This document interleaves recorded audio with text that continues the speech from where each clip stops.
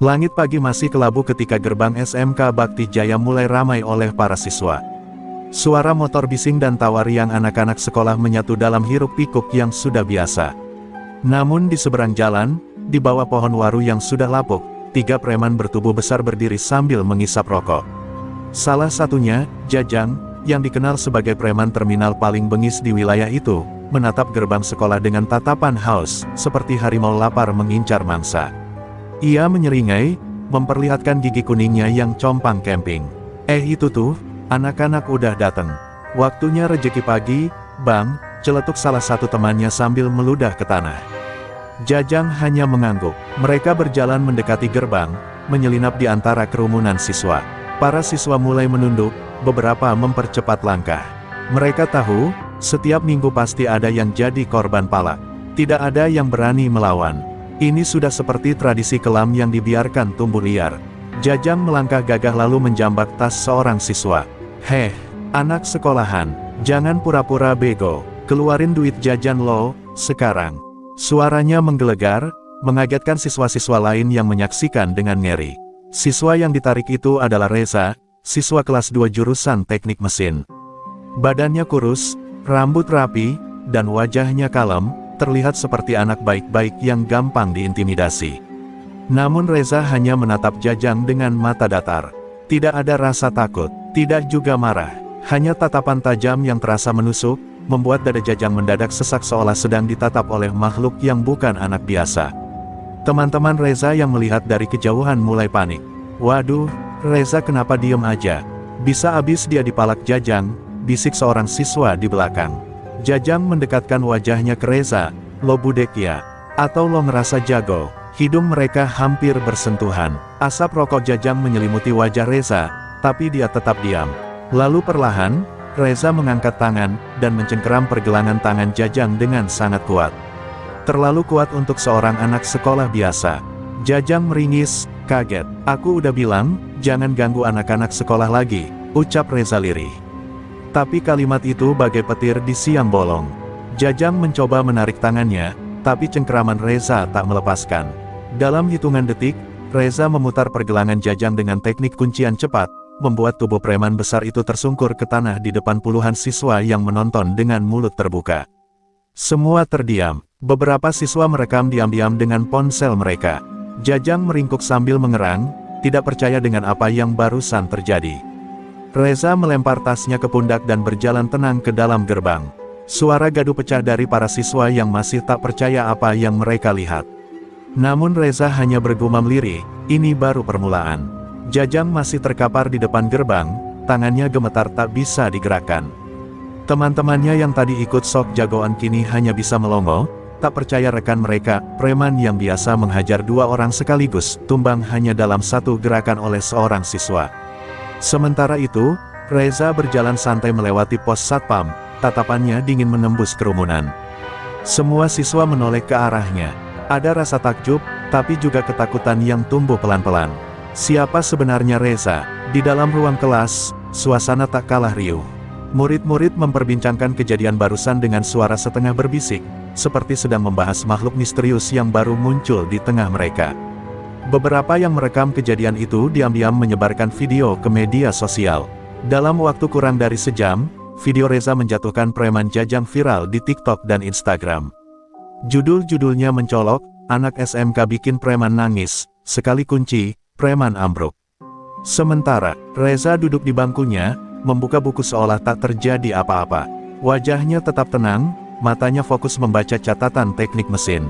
Namun dalam hatinya, ia tahu, kedamaian yang selama ini ia jaga, sebentar lagi akan terusik. Ia pernah berjanji pada mendiang ayahnya untuk hidup tenang, tidak menggunakan kemampuan bela dirinya untuk kekerasan lagi. Tapi pagi ini, janji itu sudah retak. Tak butuh waktu lama, kabar tentang Jajang yang dipermalukan oleh anak SMK menyebar seperti api membakar jerami. Preman-preman di terminal, pasar, dan jalanan mulai resah. Masa Jajang bisa kalah sama bocah? Kata Bang Komar, preman senior yang terkenal dengan sabetan rantainya. Mereka tidak tahu siapa Reza, tapi harga diri mereka sebagai preman terusik. Dunia jalanan tidak menerima kekalahan dari anak sekolah. Di sudut kantin, Seorang guru olahraga bernama Pak Hendra memperhatikan Reza dari jauh. Ia mantan pelatih silat dan pernah melihat gaya gerakan yang Reza gunakan. Itu bukan silat biasa. Itu adalah jurus tapak raga, teknik kuncian mematikan yang hanya diajarkan di lingkaran pendek bela diri tingkat nasional. Jangan-jangan dia, gumam Pak Hendra, mencoba mengingat wajah Reza dari kompetisi silat 5 tahun lalu. Sore itu, saat bel pulang berbunyi, Reza berjalan pelan melewati gerbang sekolah yang kini terasa seperti medan perang yang tenang. Orang-orang tak lagi berani menatapnya langsung. Tapi di ujung jalan, 2 preman muda menunggu. Mereka bukan orang sembarangan, dan dari cara berdiri serta mata mereka yang menyala, Reza tahu, ini bukan kebetulan. "Apa lo yang namanya Reza?" Salah satu dari mereka bertanya. Suaranya tajam, penuh dendam. "Bos kami malu besar gara-gara lo. Lo pikir lo hebat? Hah? Hari ini, lo pulang tinggal nama." Reza hanya diam, lalu meletakkan tasnya ke tanah perlahan. Ia menatap mereka dalam-dalam, tatapan itu tak seperti milik anak sekolah, tapi lebih mirip binatang buas yang baru bangun dari tidur panjangnya. Tatapan itu mengguncang mereka seketika. Entah kenapa, kaki mereka terasa berat.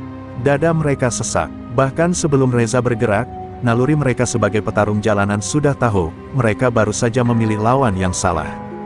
Dan semua ini, baru permulaan dari badai besar yang akan menyapu dunia para preman. 2 preman muda itu masih berdiri di depan Reza, tapi langkah mereka mulai goyah. Entah kenapa, rasa percaya diri yang tadi membuncah perlahan luntur begitu saja hanya karena tatapan seorang anak sekolah. Namun egonya terlalu tinggi untuk mengaku takut.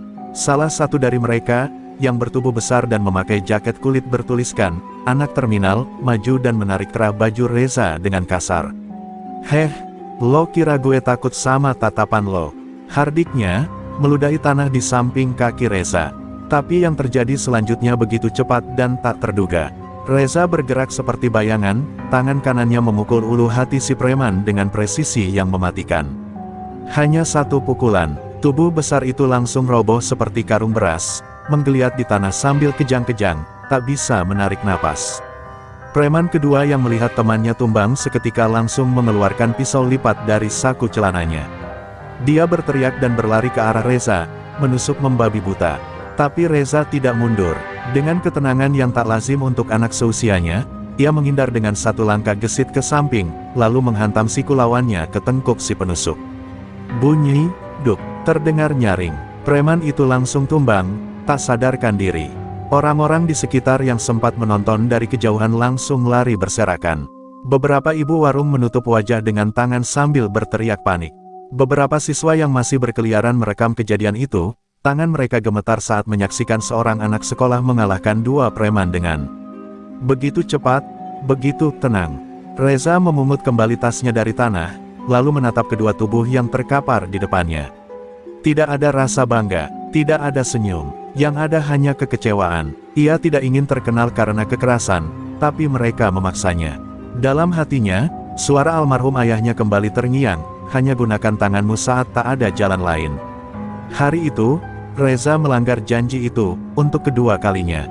Sementara itu, di sebuah warung remang-remang dekat terminal, seorang pria bertubuh besar tengah menonton video viral yang merekam Reza menjatuhkan 2 preman secara brutal.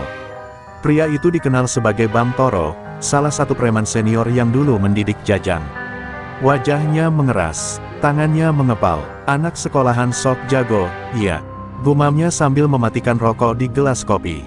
Ia berdiri perlahan dan mengambil ponsel. "Kumpulin anak-anak, kita kasih pelajaran tuh bocah. Kalau anak sekolah bisa bikin preman nangis, lebih baik kita berhenti jadi preman." Nada bicaranya rendah, tapi mengandung bara api. Ini bukan soal uang lagi. Ini soal harga diri dunia preman yang terancam oleh 1 nama, Reza. Di sisi lain, Reza berjalan sendirian pulang melewati gang sempit menuju kontrakannya. Langit mulai gelap, angin sore berhembus membawa aroma ancaman yang belum usai. Ia tahu, pertempuran sesungguhnya belum dimulai. Yang datang tadi hanya pengantar. Dan ia harus bersiap, karena dunia yang dulu ia tinggalkan, perlahan menariknya kembali. Pagi itu, suasana di SMK Bakti Jaya tidak seperti biasanya. Sejak bel masuk dibunyikan, semua siswa terlihat gelisah, bukan karena ujian atau tugas, tapi karena video terbaru yang tersebar semalaman. Di dalam video itu, Reza menjatuhkan 2 preman terminal hanya dengan beberapa gerakan cepat dan presisi. Suara sorakan, jeritan, hingga tubuh preman yang jatuh seperti boneka terpental, menjadi tontonan mengerikan yang viral di mana-mana. Reza, siswa kalem yang tak pernah ikut tawuran, kini jadi sorotan seluruh kota. Di kantin, para siswa berkumpul sambil membahas video itu dengan nada penuh takjub dan takut. "Gila bro, lo liat nggak dia cuma mukul 1 kali, langsung ngedecak si Bang Jack itu. Itu preman yang biasa mukulin orang depan warung Padang," ujar Rama dengan suara setengah berbisik. Teman-temannya mengangguk, sebagian menelan ludah. Mereka mulai sadar, Reza bukan anak biasa. Sosok misterius yang selama ini duduk di pojokan kelas, ternyata menyimpan kekuatan yang luar biasa. Di ruang guru, kegemparan tak kalah terasa. Para guru mulai resah. Video itu sudah sampai ke kepala sekolah. Beberapa guru khawatir sekolah akan diserbu balasan dari para preman. Pak Hendra, guru olahraga, mencoba menenangkan suasana. "Saya rasa kita harus bicara langsung dengan Reza. Anak itu bukan petarung sembarangan," ujarnya pelan sambil memutar ulang video duel Reza. "Gerakannya terlalu rapi, terlalu cepat. Itu teknik bela diri tingkat tinggi, yang tidak mungkin dipelajari dari YouTube atau pelajaran ekskul biasa." Kepala sekolah akhirnya memanggil Reza ke ruangannya. Duduk di hadapan para guru, Reza hanya menunduk. "Nak Reza, kami ingin tahu, apa yang sebenarnya terjadi. Dari mana kamu belajar hal seperti itu?" tanya kepala sekolah dengan nada serius namun tidak menghakimi. Reza menatap mereka tenang. "Saya hanya membela diri. Mereka datang bawa pisau. Saya nggak bisa diam." Jawaban itu membuat semua guru saling berpandangan, bingung antara kagum dan cemas. Setelah pertemuan itu, kabar semakin menyebar cepat. Wartawan lokal mulai berdatangan ke gerbang sekolah. Beberapa televisi mencoba mengorek informasi tentang anak SMK penghancur preman. Tapi Reza menolak diwawancara. Ia menghindari kamera, tidak ingin ketenarannya malah menjadi bahan komoditas. Baginya, semua ini hanya awal dari masalah besar. Ia bisa merasakan akan ada yang lebih berbahaya datang. Sementara itu, di dunia jalanan, nama Reza mulai disebut dalam bisik-bisik yang penuh kebencian dan rasa malu. Para preman merasa direndahkan. Seorang bocah sekolah menantang eksistensi mereka. Bang Toro, yang paling tersinggung, mulai merencanakan langkah serius. Ia tidak akan mengirim anak buah lagi. Kali ini, ia sendiri yang akan turun tangan. Di dalam kelas, Reza mulai merasa terasing. Teman-teman menjauh, bukan karena benci, tapi karena takut. Tak ada yang berani menatap matanya terlalu lama. Tak ada yang ingin duduk terlalu dekat. Bahkan guru pun mulai sungkan menegur jika ia terlambat. Ia mulai sadar bahwa kekuatan bisa menjadi kutukan jika tak digunakan dengan hati-hati. Dan sekarang, ia harus bersiap menghadapi badai yang akan segera datang. Di luar pagar sekolah, sebuah mobil pickup butut berhenti. Dari dalamnya keluar 4 pria bertato, membawa rantai dan besi panjang. Mereka bukan sekadar preman biasa, mereka anak buah inti dari Bang Toro. Satu dari mereka menyeringai ke arah sekolah dan berkata pelan, "Yuk kita bikin bocah itu tahu artinya lawan dunia preman sesungguhnya." Malam itu, langit mendung menggantung di atas atap kontrakan Reza yang sederhana. Hujan belum turun, tapi udara dingin merasuk hingga ke tulang. Di dalam kamar kecilnya yang hanya ditemani satu lampu redup, Reza duduk termenung menatap dinding kosong. Tangan kanannya masih sedikit memar setelah pertarungan dengan preman-preman terminal.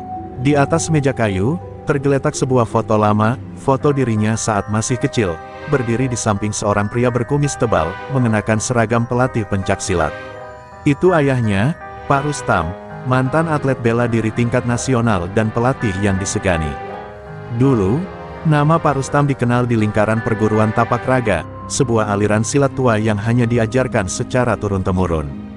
Sejak Reza berumur 7 tahun, ia sudah digembleng keras setiap pagi, bukan hanya latihan fisik, tapi juga disiplin, ketenangan, dan kendali diri.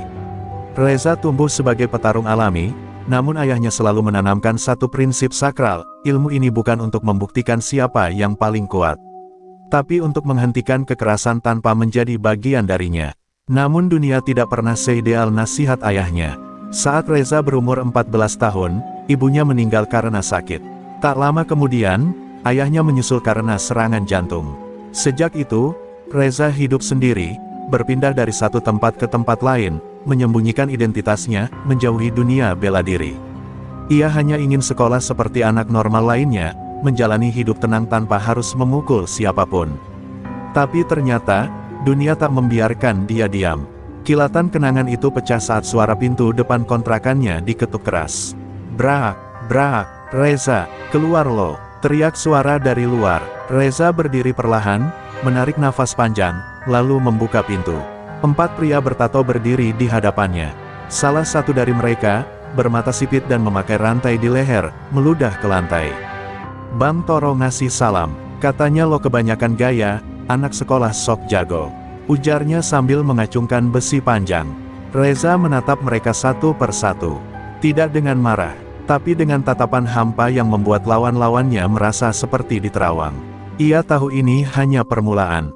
Ia tahu, jika ia mundur sekarang, teror itu tak akan pernah berhenti. Ia juga sadar, jika ia melawan lagi, maka jalannya akan semakin dalam menuju dunia kekerasan yang dulu ia tinggalkan.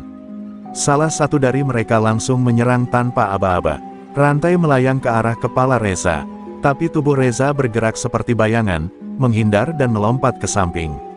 Ia menyapu kaki si penyerang, membuatnya jatuh dan terbentur meja di teras. 3 lainnya langsung menyerbu, namun Reza bergerak seperti ombak menghantam batu karang, liar, cepat, dan menghancurkan. 3 pukulan, 3 tubuh roboh. Senyap, tak satu pun dari mereka bangkit kembali. Reza berdiri di antara tubuh-tubuh yang tergeletak. Napasnya berat, bukan karena lelah, tapi karena perasaan yang bercampur antara kesedihan dan ketegasan. Ia menatap langit yang mulai gerimis. Dalam hati, ia berkata pelan, "Maaf, Ayah. Aku tidak mencari ini, tapi aku juga tidak bisa lari selamanya." Pagi itu kota mendung. Di terminal tua yang kini jadi markas para preman, suasana jauh dari biasa. Bang Toro duduk di tengah ruangan penuh asap rokok, wajahnya dingin, mata menatap kosong ke layar ponsel yang memperlihatkan tubuh-tubuh anak buahnya tergeletak di depan kontrakan Reza. Semua yang hadir di sana tahu, ini bukan soal preman biasa yang dipermalukan. Ini sudah masuk wilayah harga diri Bang Toro, sosok yang selama ini ditakuti di terminal, pasar, bahkan oleh aparat. Anak sekolah bisa ngelumpuhin 8 orangku sendirian. Ini penghinaan. Bang Toro mendesis sambil membanting ponsel. Anak buahnya hanya menunduk. Tak ada yang berani menyahut. Bukan karena takut pada Reza, tapi karena mereka tahu, jika Bang Toro turun langsung, maka akan ada darah yang benar-benar tumpah. Dan kali ini, sasarannya bukan cuma Reza, tapi juga sekolah, guru, teman-teman, semua yang ada di lingkaran hidup bocah itu. Di sisi lain, Reza berdiri di depan kelas, diam, menatap papan tulis yang tak ia baca. Kepalanya penuh pikiran. Setelah kejadian semalam, ia tahu waktunya hampir habis. Waktu untuk hidup normal, untuk menjadi anak sekolah biasa, semua itu sudah jauh di belakang. Ia kini jadi target perburuan yang nyata. Dan meski tubuhnya siap, hatinya belum tentu. Ia tak ingin menambah musuh. Tapi kota ini tak memberi pilihan. Sore harinya, saat jam pulang sekolah, sebuah mobil pikap butut berhenti di gerbang. 5 pria keluar, membawa tongkat, rantai, dan linggis. Mereka tak bicara, langsung masuk ke area parkiran, menghampiri motor-motor siswa. Salah satu dari mereka menghancurkan kaca pos satpam. Satpam tua yang menjaga langsung pingsan. Jeritan siswa pecah, guru-guru panik. Keadaan sekolah jadi mencekam. Salah satu dari mereka berteriak, "Keluarin tuh anak namanya Reza. Kalau enggak, semua motor anak sekolah gue bakar." Di dalam kelas, Reza berdiri perlahan. Ia berjalan keluar tanpa bicara sepatah kata pun. Langkahnya pelan, tapi matanya kosong seperti lautan tak bertepi. Teman-temannya hanya bisa menatap, sebagian bersembunyi di balik meja, ada pula yang mulai menangis. Mereka tak tahu apakah Reza akan selamat, atau justru akan jadi korban kali ini. Tapi Reza tak takut, ketakutannya sudah mati sejak malam ayahnya dikubur. Begitu Reza muncul di pelataran parkir, 5 preman langsung mengepung. Salah satu dari mereka meludah ke tanah, "Lo pikir lo jago, iya? Sekarang kita habisin lo rame-rame, bocah." Tapi belum sempat mereka menyerbu, Reza menatap mereka tajam dan berkata, "Kalian bisa mulai." Tapi satu dari kalian mungkin gak akan bisa pulang. Kalimat itu cukup untuk membuat satu dari mereka gemetar. Tapi egonya menutup rasa takutnya. Pertarungan pecah. 5 lawan 1. Tapi seperti sebelumnya, Reza tak mundur. Ia bertarung seperti bayangan, mengalir, menghantam, mengunci. Suara tulang beradu dengan aspal, jeritan, dan suara logam jatuh terdengar bergantian. Dalam 5 menit, kelima preman tumbang, berserakan di parkiran. Sekolah gemetar, para siswa tak bersorak, mereka hanya terdiam. Mereka baru sadar, Reza bukan pahlawan. Ia badai yang tidak bisa dihentikan. Di kejauhan, dari dalam mobil hitam yang parkir di balik warung, Bang Toro menyaksikan semua itu dengan mata menyipit. Ia tak tersenyum, ia juga tak marah. Ia hanya bergumam pelan, bocah ini, akhirnya bikin aku harus turun tangan sendiri. Hujan akhirnya turun malam itu, membasahi kota dengan derasnya seolah langit pun tahu akan ada darah yang tumpah. Di bawah jembatan layang tua dekat terminal, suasana mencekam. Lampu jalan remang, gemuruh hujan memantul dari beton dan aspal yang licin. Di sana, Reza berdiri sendirian, tubuhnya basah kuyup, menunggu. Pesan singkat yang ia terima tadi sore hanya berisi satu kalimat, datang ke bawah jembatan. Sendiri, atau sekolahmu rata. Suasana hening, hanya suara rintik hujan dan tetesan air dari celah-celah beton. Lalu, dari arah gelap muncul 6 sosok bertubuh besar. Wajah mereka keras, mata mereka dingin, dan di tangan mereka tergenggam senjata-senjata tajam, besi, rantai, dan sebilah golok pendek. Mereka mengepung Reza dalam setengah lingkaran. Pemimpin mereka, pria bertubuh kekar dengan luka panjang di pelipis, melangkah maju. Gue kagum, bocah. Lo bikin nama lo meledak. Tapi semua harus ada akhirnya. Dan malam ini, nama lo tamat. Reza tidak menjawab. Ia hanya menatap mereka satu persatu, memastikan posisi dan celah dari tiap lawan. Ia tidak punya senjata. Ia tidak butuh. Gerakan kecil tangannya merapikan ujung jaket, lalu ia menarik napas panjang, menunduk sejenak, dan saat kepala kembali terangkat, tatapan itu berubah.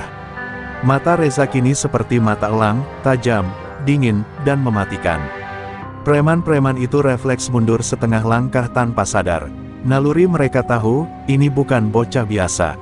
Mereka menyerbu serempak. Golok melayang ke arah bahu Reza, tapi ia menunduk cepat dan menyikut dada si penyerang hingga terlempar ke dinding beton.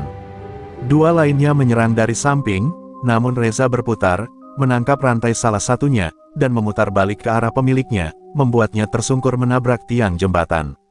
Yang tersisa mulai panik. Hujan semakin deras, darah mulai bercampur dengan air yang mengalir deras di aspal retak.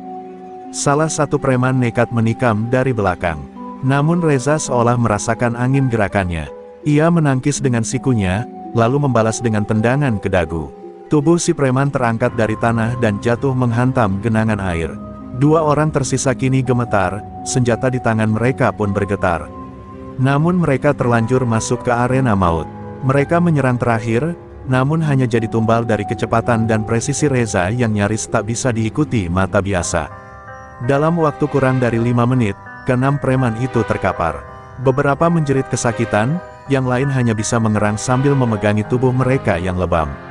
Reza berdiri di tengah genangan, dadanya naik turun, tubuhnya basah kuyup oleh hujan dan darah. Ia tak berkata sepatah kata pun, hanya menatap ke arah jalan sepi, seolah menantikan sesuatu, atau seseorang. Lalu, dari balik bayangan pilar jembatan, muncul sosok yang sudah lama ditunggu. Dengan jas hujan hitam panjang, tubuh besar, dan tatapan dingin, Bang Toro akhirnya menampakkan diri.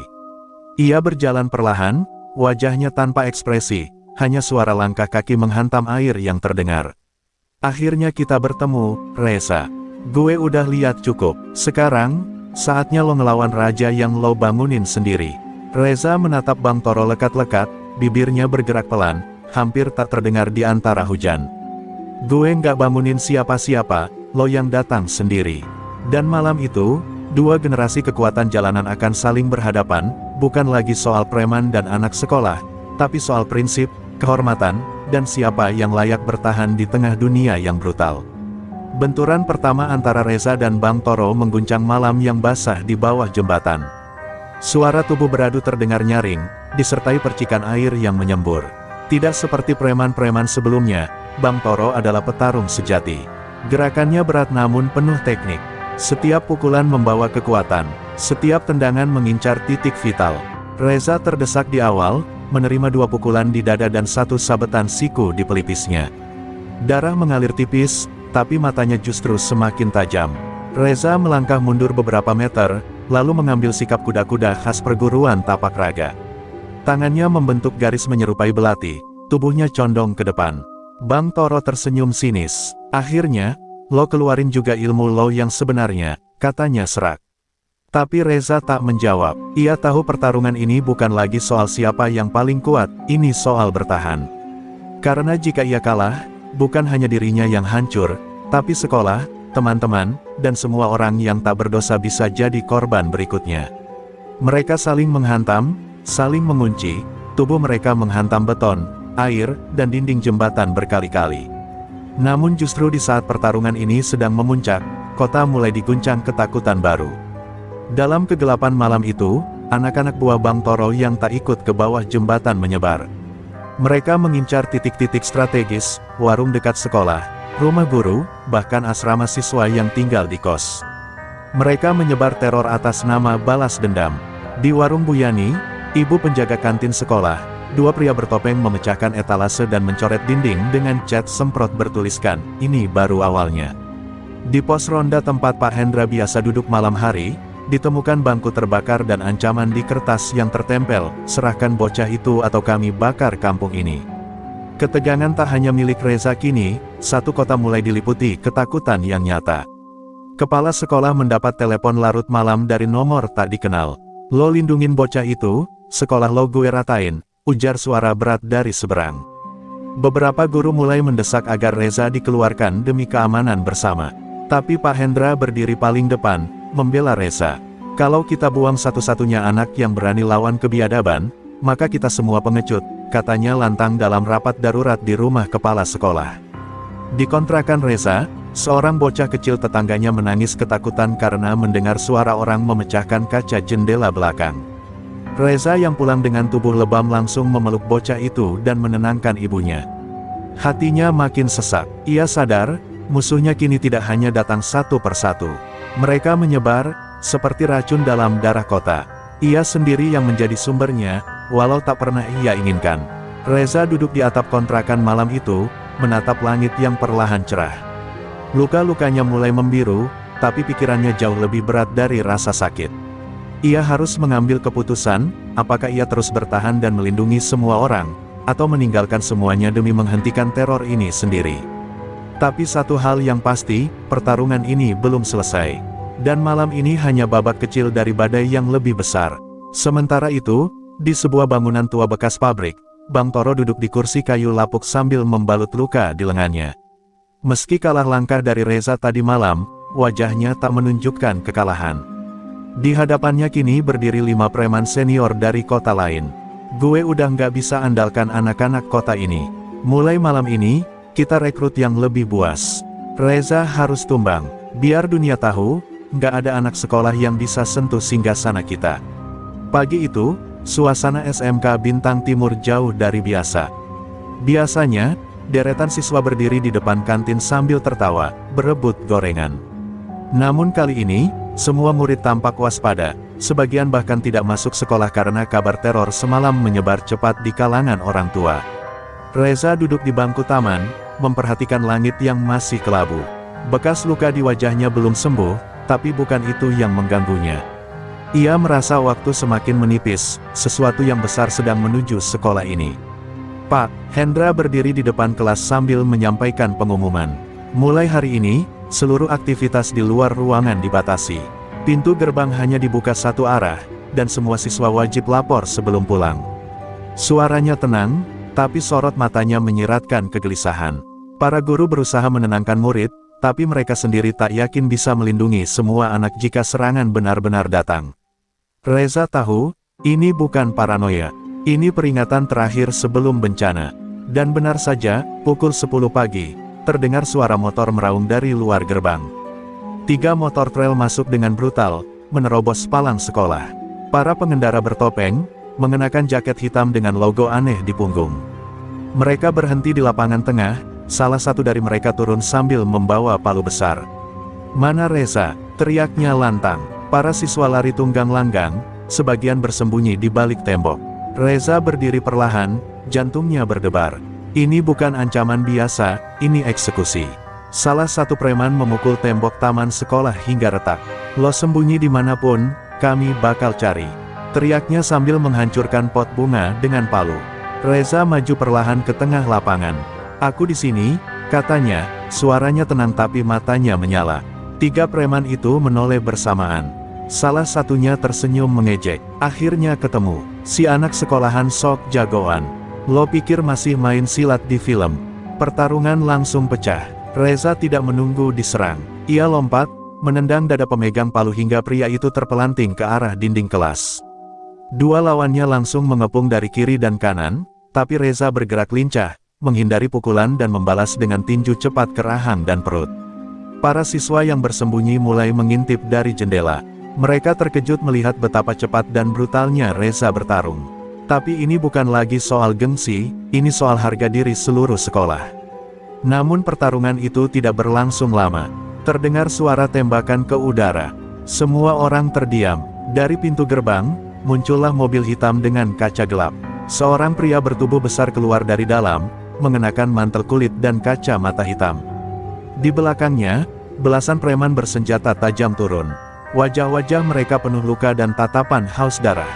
"Reza, ini baru permulaan," ucap pria itu dengan suara berat. "Perkenalkan, gue Rambo, dan sekolah lo adalah medan perang gue sekarang." Pak Hendra muncul dari dalam gedung, berdiri di samping Reza. "Kau tidak bisa membawa perang ke tempat belajar anak-anak," bentaknya. Rambo hanya tertawa sinis. "Kalau mereka membela anak itu, artinya mereka ikut perang." Reza menarik napas dalam. Ia tahu, pertarungan ini sudah bukan antara dirinya dan preman-preman jalanan. Ini sudah menjadi pertarungan antara 2 dunia, dunia ilmu dan dunia kekacauan. Di dalam kelas-kelas, para siswa mulai berkumpul, sebagian takut, tapi beberapa mulai menatap Reza dengan kagum. Mereka tak lagi melihatnya sebagai sekadar teman sekolah, Reza kini simbol perlawanan. Dan di balik semua ancaman, satu hal tumbuh perlahan, keberanian. Langit mendung menggantung rendah di atas SMK Bintang Timur, seolah menandakan akan turunnya badai yang lebih besar dari sekadar hujan. Setelah Rambo dan anak buahnya mengepung halaman sekolah, suasana berubah mencekam. Para murid yang semula hanya penonton kini merasa ada yang harus mereka lakukan. Mereka melihat Reza berdiri sendiri di tengah lapangan menghadapi belasan preman, dan hati mereka bergolak. Tidak adil jika satu orang harus menanggung semua demi sekolah ini. Reza sendiri tetap tenang, namun napasnya mulai memburu. Luka-luka kecil dari pertempuran sebelumnya mulai terasa perih, tapi sorot matanya tetap tajam. Rambo tersenyum angkuh, menghampirinya perlahan sambil berkata, "Anak-anak sepertimu hanya bisa menang di film. Di dunia nyata, kami yang berkuasa." Tapi sebelum Rambo sempat melangkah lebih dekat, suara keras membelah udara, bunyi meja ditendang dari lantai 2. Ternyata itu dari Dimas, murid bengal yang sebelumnya terkenal tukang bolos dan berkelahi. Ia berteriak, "Reza nggak sendiri." Lalu dari berbagai sudut sekolah, satu persatu murid keluar, ada yang membawa tongkat sapu, ada yang hanya menggenggam tangan, tapi mata mereka menyala penuh keberanian. Bahkan anak-anak jurusan otomotif mulai berdatangan sambil mengangkat alat-alat bengkel. Ini bukan hanya soal Reza. Ini tentang menjaga harga diri mereka sebagai siswa. Para preman tampak terkejut. Mereka tidak menduga reaksi sebesar ini. Rambo tertawa kecil, "Wah, anak-anak sekolahan mau main perang-perangan." Tapi saat puluhan murid mulai mengelilingi mereka, senyum itu mulai memudar. Reza melangkah maju, berdiri sejajar dengan teman-temannya. "Kalian boleh lebih besar, lebih kuat, bahkan bersenjata, tapi kami punya satu hal yang kalian gak punya, tekad untuk menjaga apa yang kami cintai." Tiba-tiba salah satu preman mencoba menyerang duluan, tapi ia langsung dihantam helm oleh murid jurusan teknik sepeda motor. Suasana langsung meledak, terjadi bentrokan seru di halaman sekolah.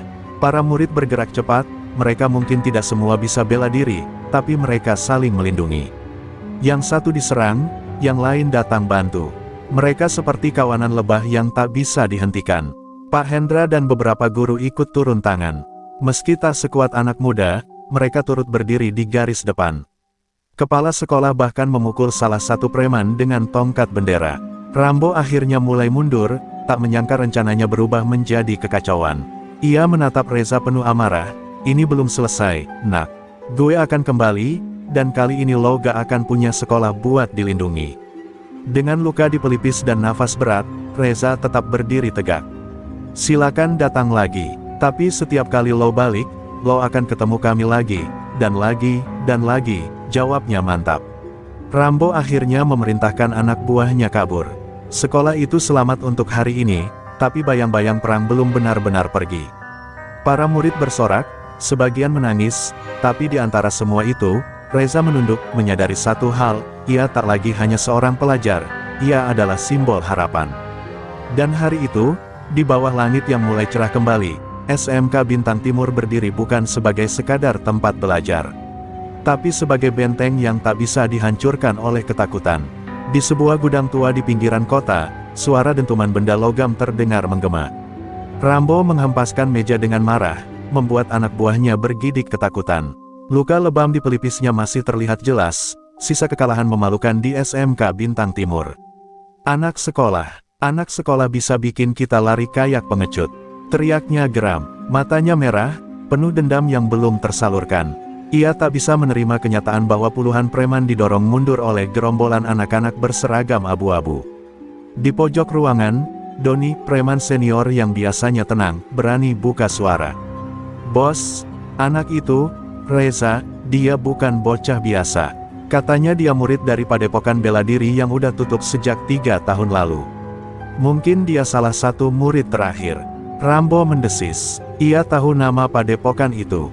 Dulu, bahkan para preman pun segan jika berurusan dengan orang-orang dari sana. Tapi Rambo bukan preman sembarangan. Ia memutuskan bahwa jika ingin menghancurkan Reza, ia tak bisa pakai cara biasa. Malam itu, Rambo memanggil seseorang. Seorang pria tinggi berjubah hitam datang, wajahnya tersembunyi di balik topi lebar. Namanya dikenal di dunia bawah sebagai Pade Salim, mantan guru silat yang pernah dipecat karena menggunakan ilmunya untuk membunuh. "Cari anak itu, hancurkan dia dari dalam. Kalau perlu, buat dia takut menyentuh tanah kota ini lagi," ujar Rambo dengan dingin. Pade Salim hanya mengangguk pelan, lalu pergi tanpa suara. Sementara itu, di SMK Bintang Timur, suasana mulai kembali normal meskipun bekas pertarungan masih terlihat di beberapa sudut halaman.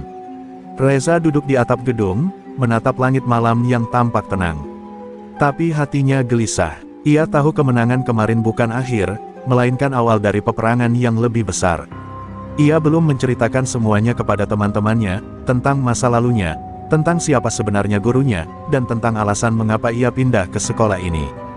Dari kejauhan, Reza merasa ada yang mengawasi. Ia menoleh cepat, tapi tak ada siapapun.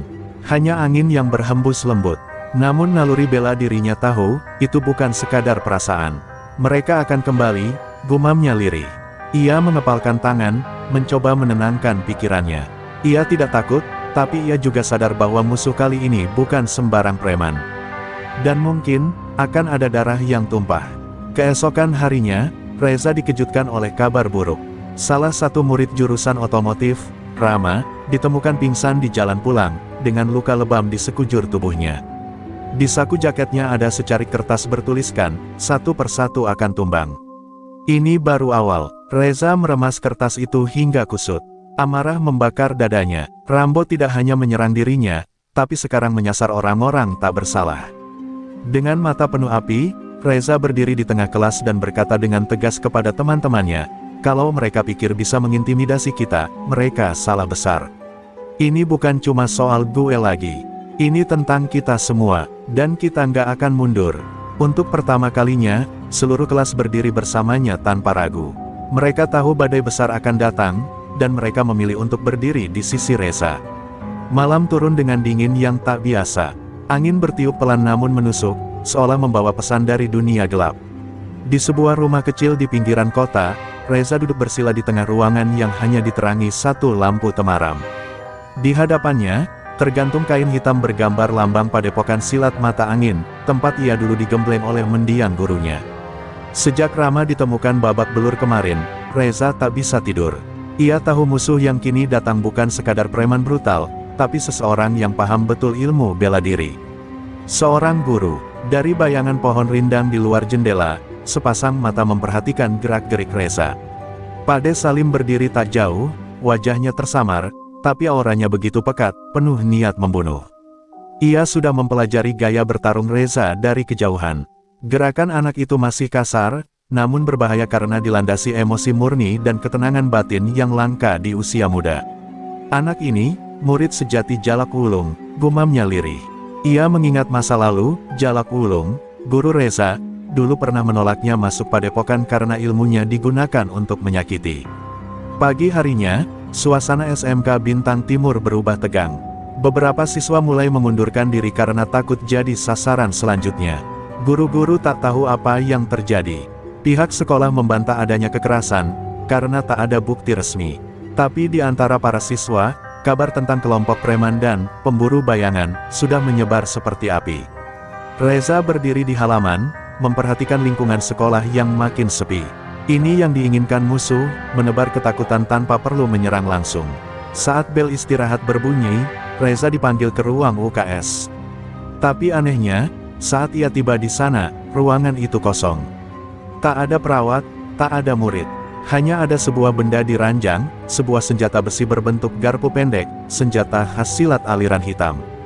Reza terkejut, tapi sebelum sempat berpikir, tiba-tiba suara lirih terdengar dari belakang, "Akhirnya aku menemukanmu, murid Jalak Wulung." Reza membalikkan badan dan melihat Pade Salim berdiri di ambang pintu. Tanpa aba-aba, serangan pertama datang cepat. Pade Salim melompat dengan tendangan melingkar yang nyaris menghantam pelipis Reza. Reza berguling dan langsung pasang kuda-kuda.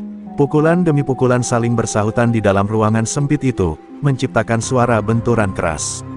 Reza menyadari satu hal, lawan ini bukan preman biasa. Ini orang yang pernah dilatih untuk membunuh. Dan jelas, dia tahu semua kelemahan jurus-jurus padepokan Reza. Namun di tengah pertempuran, Reza mulai membaca ritme lawannya. Ia mengingat kembali ajaran gurunya, lawanlah bukan dengan otot, tapi dengan napas. Dengarkan suara tubuhmu. Dalam satu gerakan cepat, Reza berhasil menjatuhkan lawannya ke lantai. Tapi Pade Salim justru tersenyum tipis dan berkata, "Kau lebih pantas jadi pewaris ilmu ini dari gurumu sendiri." Tapi ingat, ini baru ujian pertama. Dengan sekejap, dia melemparkan bom asap kecil dan menghilang dalam gelap. Reza terbatuk-batuk dalam kabut, namun hatinya membara. Ia sadar pertarungan yang sesungguhnya baru saja dimulai. Musuh tak lagi hanya datang dari jalanan, tapi dari masa lalu yang gelap. Dan kini, bukan hanya dirinya yang dalam bahaya, seluruh sekolah, seluruh teman-temannya, bisa menjadi korban. Reza menatap langit yang mulai mendung. Hujan akan turun, tapi kali ini, dia tidak akan lari. Ia akan berdiri, menantang badai. Hujan mengguyur kota dengan derasnya. Langit seolah sedang berkabung atas kekacauan yang perlahan membungkus SMK Bintang Timur. Petir menyambar tajam, menggema hingga ke dinding-dinding sekolah. Reza berdiri di atap gedung lantai 3, membiarkan hujan membasahi tubuhnya. Pikirannya kacau. Pade Salim bukan sekadar lawan, tapi musuh lama dari gurunya, Jalak Wulung. Jika pria itu benar-benar ingin meneruskan dendam masa lalu, maka Reza hanyalah awal dari badai. Di bawah sana, suasana sekolah semakin mencekam. Beberapa siswa ditemukan pingsan di toilet dan belakang kantin, tubuh mereka terluka tanpa bekas pertarungan. Mereka seperti dihantam bayangan, tak seorang pun tahu siapa pelakunya. Para guru mulai ketakutan, namun pihak yayasan hanya meminta semua tetap diam. Kepala sekolah yang biasanya keras kini terlihat pucat dan lebih sering bicara dengan nada gemetar. Ada sesuatu yang disembunyikan oleh orang-orang dewasa di tempat ini. Sementara itu, Rama yang masih dalam pemulihan tiba-tiba datang ke sekolah, meski tubuhnya belum kuat. Ia menghampiri Reza yang sedang duduk sendirian di musala kecil belakang sekolah. Dengan suara lirih, Rama berkata, "Reza, ini bukan cuma soal preman. Aku dengar dari ayahku, kepala sekolah punya hubungan lama dengan Pade Salim. Mereka pernah satu organisasi gelap." Reza terdiam, semua mulai terhubung. Ini bukan hanya balas dendam pribadi. Ini pembalasan terstruktur. Tiba-tiba, alarm sekolah berbunyi. Bukan alarm kebakaran, Ini suara peringatan darurat. Semua murid diperintahkan berkumpul di aula. Namun ketika Reza dan Rama sampai di sana, suasananya janggal. Aula gelap, hanya lampu sorot yang menyala ke tengah panggung. Di sana berdiri sosok tinggi besar, mengenakan jas hujan hitam, wajahnya tertutup topi dan masker. Suara beratnya menggema di seluruh ruangan, "Hari ini aku datang bukan untuk memalak. Aku datang untuk menguji siapa yang layak menjadi penerus sejati. Keluar, Reza." Seketika itu juga, lampu menyala penuh. Murid-murid berteriak ketakutan melihat beberapa preman lama yang dulu sempat ditumbangkan Reza kini berdiri di sisi aula, membawa senjata tumpul. Pade Salim berdiri tenang di tengah, tangan di belakang, matanya tajam menatap Reza. "Kalau kau tidak keluar, anak-anak ini akan jadi korban," ucapnya pelan, namun dinginnya menusuk sampai ke tulang. Reza tak punya pilihan. Ia melangkah maju. Reza menatap sekeliling. 1 lawan 7, mungkin lebih. Tapi kali ini, ia tak bisa mundur. Ia ingat pesan gurunya, ilmu bukan untuk memamerkan kekuatan, tapi untuk melindungi mereka yang tak mampu. Hatinya bergetar, namun tekadnya membaja. Rama mencoba menahan, tapi Reza hanya tersenyum kecil. "Aku harus selesaikan ini. Mereka harus tahu, kita bukan generasi yang mudah ditindas." Dengan satu napas panjang, Reza membuka jaket sekolahnya dan mengikat rambutnya ke belakang. Langkahnya mantap, matanya tak lagi menyimpan ketakutan, tapi tekad. Para preman menyeringai, menganggapnya mudah ditaklukkan. Tapi mereka lupa, anak sekolah ini adalah murid terakhir Jalak Wulung. Derap langkah Reza menggema di aula yang kini mencekam seperti arena eksekusi. Setiap murid yang menonton dari tepi ruangan menahan napas, sebagian mulai menangis, takut akan apa yang terjadi selanjutnya. Di depan Reza berdiri 6 preman lama yang pernah dia kalahkan. Tapi kali ini, mereka bukan hanya ingin balas dendam. Mereka ingin Reza mati. Pade Salim berdiri tenang di belakang mereka, mengamati seperti dalang wayang kulit yang siap memotong benang nyawa. Tanpa aba-aba, 2 preman pertama menyerang bersamaan dari kanan dan kiri. Reza menghindar dengan lompatan ringan, lalu menghantam leher salah satunya dengan siku tajam. Dentuman tubuh menghantam lantai keras mengagetkan semua orang. Preman itu langsung tak bergerak. Satu lagi mencoba menebas Reza dengan besi panjang, tapi Reza menggulung tubuhnya ke bawah dan menendang lutut penyerangnya sampai patah. Suara tulang retak membuat para murid berteriak ngeri. Cuma segitu, suara Pade Salim menantang, sinis. 3 preman lainnya langsung maju dengan senjata. Satu membawa rantai, yang lain pisau kecil, dan satu lagi tangan kosong tapi besar seperti balok. Reza tahu ini bukan pertarungan biasa. Mereka dilatih, gerakan mereka terkoordinasi, dan mereka menyerang bukan seperti preman terminal, tapi seperti mantan anggota pasukan. Sebuah rantai melilit tangan Reza dan mencoba menariknya. Dalam sekejap, Reza menarik balik dan menendang perut lawannya, membuatnya tersungkur. Si pemegang pisau mencoba menusuk dari samping, tapi Reza memutar tubuhnya, menjepit tangan musuh di bawah ketiaknya, dan mematahkan sikunya. Jeritan menggema di aula, disusul dengan teriakan para siswa yang makin histeris. Tapi Reza tidak berhenti. Ia harus berdiri, atau semua temannya menjadi korban. Saat tubuh terakhir dari 6 preman itu roboh ke lantai, aula menjadi sunyi. Yang terdengar hanya hujan deras di luar dan napas berat Reza. Semua mata kini tertuju ke satu titik. Pade Salim melangkah maju dengan tenang, melepas jas hujan dan masker. Di baliknya, wajah tua penuh bekas luka, namun sorot matanya tajam seperti silet. "Kau hebat, nak," katanya, "tapi itu baru pemanasan. Sekarang, uji nyalimu padaku." Reza tahu ini bukan lawan sembarangan. Sosok di depannya pernah jadi legenda hitam dunia bela diri jalanan. Dulu, dia dikenal sebagai Salim Tangan Arwah, karena kemampuannya menumbangkan lawan tanpa suara. Gurunya, Jalak Wulung, pernah berkata, "Jika kau bertemu Salim, jangan pernah lengah, karena dia tak menyerang 2 kali." Tapi hari itu, Reza tidak punya pilihan. Ia maju, walau napasnya tersengal dan tubuhnya memar. Pade Salim menyerang tiba-tiba, gerakan cepat, hampir tak kasat mata. Pukulan pertamanya menghantam dada Reza dan membuatnya terdorong 5 langkah ke belakang. Reza terbatuk darah. Semua murid menjerit. Rama hampir menerobos masuk, tapi ditahan oleh guru-guru yang juga ketakutan. Reza tersenyum getir, menyeka darah di bibirnya. Kalau aku tumbang hari ini, aku pastikan kau tidak akan bisa menindas siapapun lagi, katanya pelan, tapi penuh api. Mereka kembali saling menerjang. Dua generasi berbeda, dua dunia yang bertabrakan di tengah aula sekolah. Di luar, petir menyambar, dan suara guntur menandai dimulainya duel hidup dan mati yang sesungguhnya. Hening menyelimuti aula saat Reza dan Pade Salim berdiri saling berhadapan. Wajah Reza sudah lebam, darah menetes dari pelipisnya, tapi matanya tetap menatap tajam. Di seberang, Pade Salim memasang kuda-kuda khas perguruan tua. Gerakannya lambat, namun aura membunuh terpancar kuat. Semua yang menyaksikan bisa merasakan, ini bukan pertarungan biasa, ini duel dua warisan aliran berbeda, dan hanya satu yang akan berdiri di akhir. Pade Salim bergerak lebih dulu. Langkahnya ringan, hampir seperti bayangan.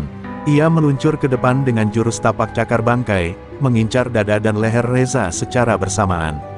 Reza mengelak, tapi serangan itu terlalu cepat, cakar kiri Salim berhasil menggores bahunya. Darah menyembur, namun Reza bertahan. Ia memutar tubuh, melompat, dan menghantam dada Salim dengan lututnya. Dentuman keras menggema, membuat Salim mundur 3 langkah. Ilmu jalak wulung, gumam Salim sambil menyeringai. Sudah punah, kupikir. Reza menyeka darah dan menjawab pelan, belum. Selama aku masih bernapas, namanya tidak akan kau injak. Kata-kata itu membuat para murid terdiam. Mereka tak pernah melihat Reza seberani itu. Bahkan guru-guru yang berdiri di tepi aula mulai berbisik pelan. Mereka menyadari, anak ini bukan sekadar murid biasa, dia pewaris sesuatu yang lebih besar. Pertarungan berlanjut. Salim menggunakan jurus langkah mayit, tubuhnya seperti melayang dan menyerang dari sudut tak terduga. Namun Reza mulai membaca polanya. Ia mengaktifkan jurus tangkis awan hitam, jurus rahasia dari jalak wulung yang hanya diajarkan ke satu murid terakhir. Tangan Reza berputar di udara, menangkap pukulan dan membalikkan tenaga lawan. Tubuh Salim terpental ke dinding. Namun, Salim masih berdiri. Kau sudah layak jadi lawan sejatiku, katanya sembari membuka ikat pinggang hitam miliknya, senjata tersembunyi berupa rantai baja tipis yang bisa melilit leher dalam sekejap. Reza tak gentar, ia menarik napas panjang, lalu menurunkan kuda-kuda ke posisi rendah. Ia bersiap menggunakan teknik pamungkas gurunya, bayang wulung tumbal jiwa,